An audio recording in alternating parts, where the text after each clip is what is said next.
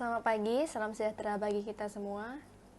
Di sini kami kelompok 15 akan mempresentasikan tentang analisis pengaruh current ratio, debt to asset ratio, dan return on equity terhadap financial distress pada perusahaan subsektor properti dan real estate di Bursa Efek Indonesia. Perkenalkan, nama saya Aurelia Sirioviva Blandina dan rekan saya. Dan perkenalkan, nama saya Novia Santi dari Akuntansi 6P Fakultas Ekonomi dan Bisnis Universitas Widya Dharma Pontianak. Yang pertama ada A, latar belakang penelitian. Kondisi perekonomian di Indonesia yang terus mengalami perubahan akan memberi dampak bagi perusahaan besar maupun perusahaan kecil, sehingga banyak di antaranya mengalami kebangkrutan dan melakukan delisting dari daftar saham di Bursa Efek Indonesia. Perusahaan yang tidak dapat mempertahankan kelangsungan usahanya dapat disebabkan oleh perusahaan tersebut tidak mampu membayar kewajiban yang jatuh tempo meskipun mempunyai aset yang lebih besar. Yang kedua, bisa disebabkan oleh pengeluaran perusahaan tersebut lebih besar dibandingkan pendapatannya sehingga menimbulkan kerugian pada perusahaan tersebut. Yang ketiga yaitu pengelolaan modal yang buruk dan hal-hal lain dapat menyebabkan kondisi perusahaan yang tidak dapat bertahan. Kondisi inilah yang dapat membuat perusahaan mengalami kesulitan keuangan atau financial distress yang dapat menyebabkan kebangkrutan. Financial distress merupakan kondisi keuangan perusahaan yang sedang tidak sehat dan mengalami penurunan sebelum terjadinya kebangkrutan. Financial distress dapat dilihat dan diukur melalui laporan keuangan dengan cara menganalisis laporan keuangan tersebut. Terdapat beberapa indikator yang dapat mengukur financial distress. Yang pertama current ratio, yang kedua debt to asset ratio, yang ketiga ada return on equity. Yang pertama ada current ratio. Current ratio adalah salah satu rasio likuiditas yang mengukur kemampuan perusahaan dalam memenuhi kewajiban jangka pendeknya. Yang kedua ada debt to asset ratio, yaitu perbandingan antara total liabilitas terhadap total aset. Yang ketiga ada return on equity, perbandingan antara laba terhadap modal. Berdasarkan uraian latar belakang yang kami jelaskan di slide sebelumnya, kami tertarik untuk meneliti analisis pengaruh current ratio, debt to asset ratio, return on equity terhadap financial distress terhadap perusahaan subsektor properti dan real estate di Bursa Efek Indonesia. Berdasarkan uraian latar belakang yang telah kami jelaskan sebelumnya, kami merumuskan permasalahan sebagai berikut. Yang pertama, apakah terdapat pengaruh current ratio terhadap financial distress pada perusahaan subsektor properti dan real estate pada perusahaan di Bursa Efek Indonesia? Yang kedua, apakah terdapat pengaruh debt to asset ratio terhadap financial distress pada perusahaan subsektor properti dan real estate di Bursa Efek Indonesia? Yang ketiga, apakah terdapat pengaruh ROE atau return on equity terhadap financial distress pada perusahaan subsektor properti dan real estate di Bursa Efek Indonesia? Pembatasan masalah. Kami membatasi ruang lingkup pembahasan kami dengan menggunakan data sekunder perusahaan subsektor properti dan real estate yang ada di Bursa Efek Indonesia mulai dari tahun 2014 sampai tahun 2018 untuk memprediksi terjadinya financial distress. Dari tujuan penelitian kami, yang pertama, untuk mengetahui apakah terdapat pengaruh current ratio terhadap financial distress pada perusahaan subsektor properti dan real estate yang ada di Bursa Efek Indonesia. Yang kedua, untuk mengetahui apakah terdapat pengaruh debt to asset ratio terhadap financial distress pada perusahaan subsektor properti dan real estate yang terdapat di Bursa Efek Indonesia. Yang ketiga, untuk mengetahui apakah terdapat pengaruh return on equity terhadap financial distress pada perusahaan subsektor properti dan real estate pada perusahaan di Bursa Efek Indonesia. Manfaat penelitian. Yang pertama, bagi penulis. Melalui penelitian ini diharapkan penulis dapat memperluas wawasan dan menambah pengetahuan mengenai pengaruh current ratio, debt to asset ratio, dan return on equity terhadap financial distress, serta meningkatkan keterampilan menulis dalam menyelesaikan masalah. Penulis juga dapat menuangkan teori-teori dan ilmu yang didapatkan selama proses perkuliahan di Universitas Widya Dharma Pontianak. Selanjutnya, bagi pembaca, hasil penelitian ini diharapkan dapat memberikan pengetahuan, dapat menjadi bahan referensi penelitian selanjutnya yang relevan, dan menjadi bahan untuk proses pembelajaran yang lebih mendalam tentang pengaruh current ratio, debt to asset ratio, dan return on equity terhadap financial distress. F. Kerangka pemikiran. Menurut Arifin, financial distress adalah suatu kondisi di mana aliran kas operasi yang dihasilkan perusahaan tidak cukup untuk memenuhi kewajiban, baik kewajiban jangka pendek maupun kewajiban jangka panjang, sehingga perusahaan dipaksa untuk melakukan tindakan korektif. Serta menurut Asaji dan Mahmuda tahun 2017, financial distress adalah tahap penurunan situasi pendanaan yang terjadi sebelum perusahaan dinyatakan bangkrut atau mengalami kebangkrutan ataupun likuidasi. Salah satu hal yang berpengaruh terhadap financial distress yaitu rasio keuangan.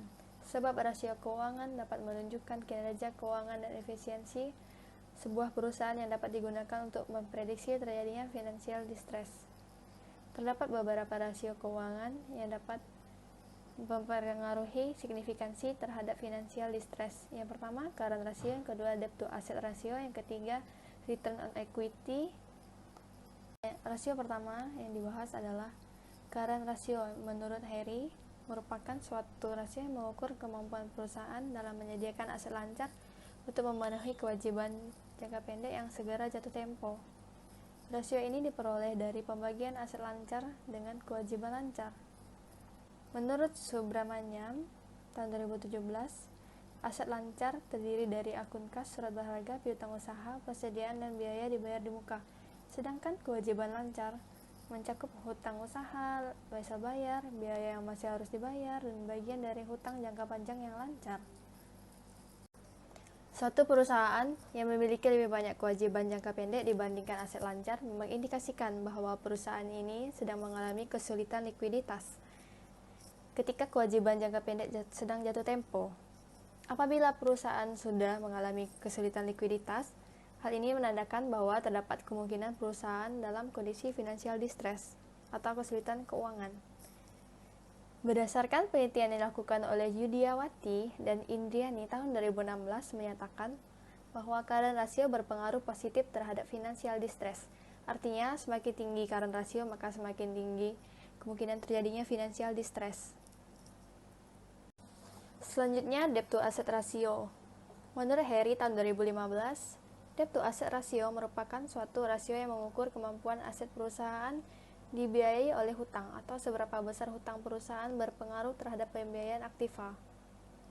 Menurut Siregar tahun 2012, debt to asset ratio memperlihatkan proporsi antara hutang dengan seluruh kekayaan yang dimiliki oleh perusahaan.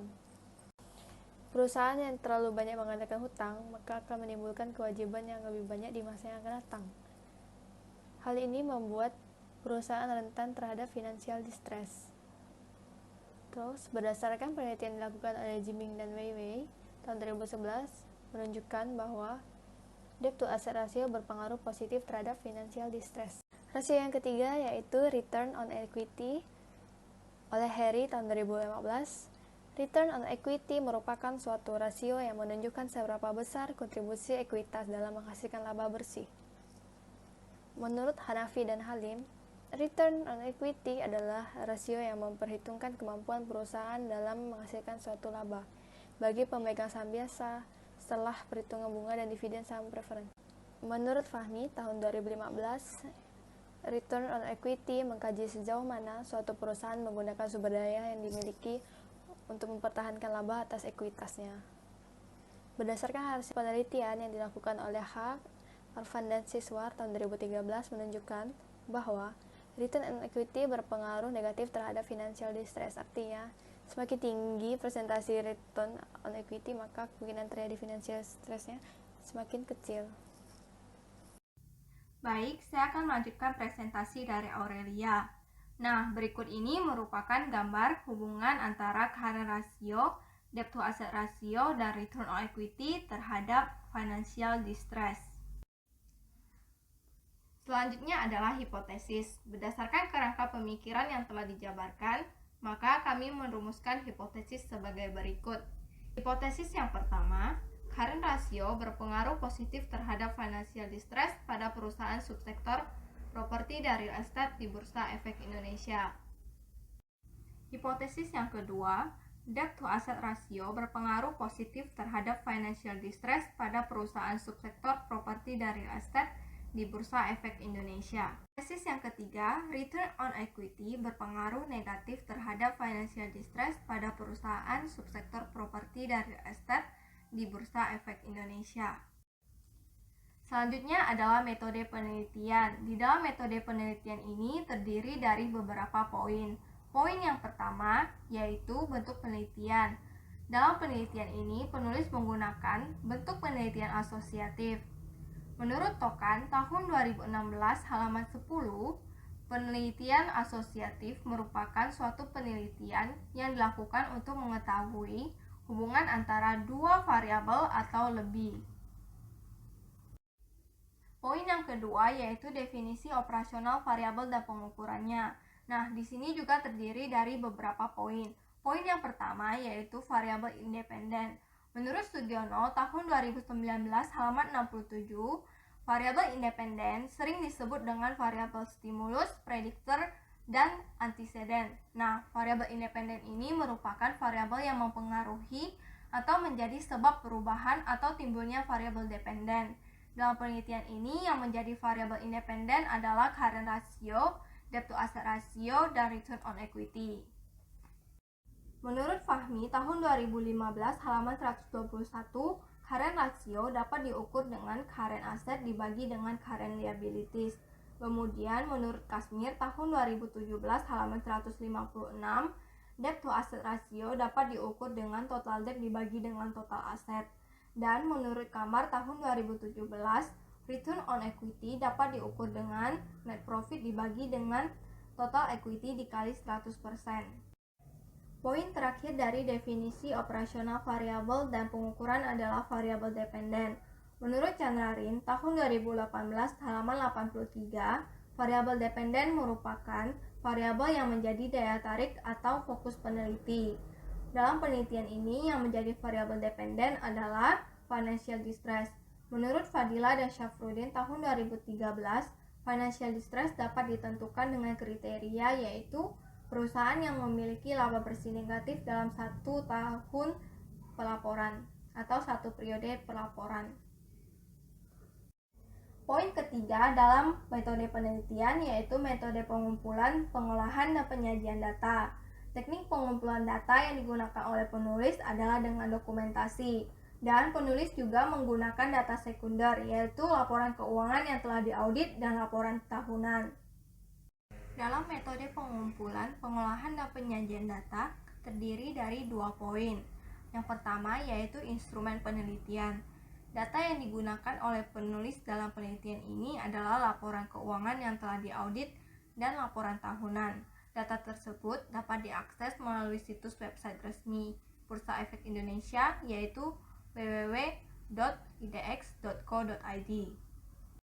Poin yang kedua adalah populasi dan sampel. Populasi yang diambil dalam penelitian ini adalah seluruh perusahaan subsektor properti dan real estate yang terdaftar di Bursa Efek Indonesia tahun 2014 hingga 2018, dan sampel diambil dengan menggunakan teknik purposive sampling.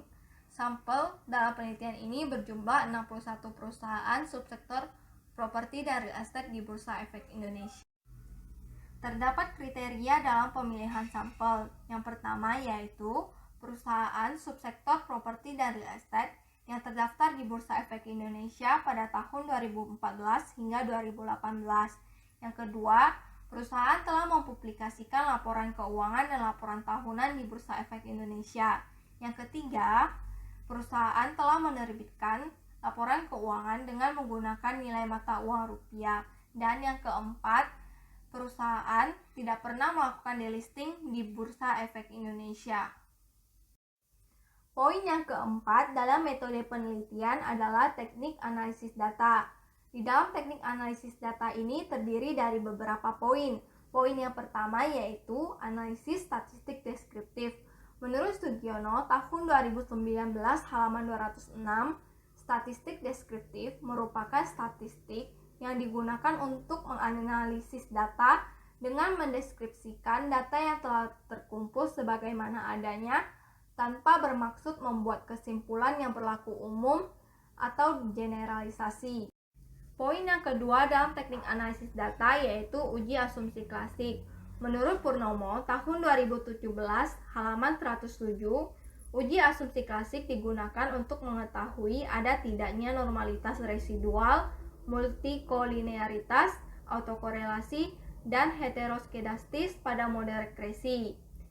Uji normalitas menurut Ghazali tahun 2018 halaman 161 bertujuan untuk menguji apakah dalam model regresi variabel pengganggu atau residual memiliki distribusi normal.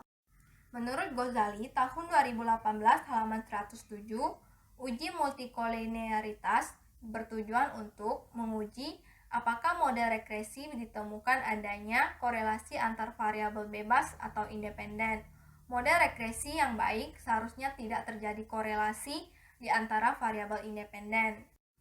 Selanjutnya, menurut Ghazali tahun 2018 halaman 111, uji autokorelasi bertujuan menguji apakah dalam model regresi linear ada korelasi antara kesalahan pengganggu pada periode sebelumnya. Yang terakhir dalam uji asumsi klasik yaitu uji heteroskedasitas. Menurut Ghazali tahun 2018 halaman 137, uji heteroskedasitas bertujuan menguji apakah dalam model regresi terjadi kesamaan varians dari residual satu pengamatan ke pengamatan yang lain. Poin yang ketiga dalam teknik analisis data yaitu analisis regresi linear berganda. Menurut Kurniawan dan Yuniarto tahun 2016 halaman 91, regresi linear berganda merupakan lanjutan dari regresi linear sederhana dengan lebih dari satu variabel independen dan satu variabel dependen. Yang terakhir adalah hipotesis. Di dalam hipotesis ini terdiri dari 2 poin.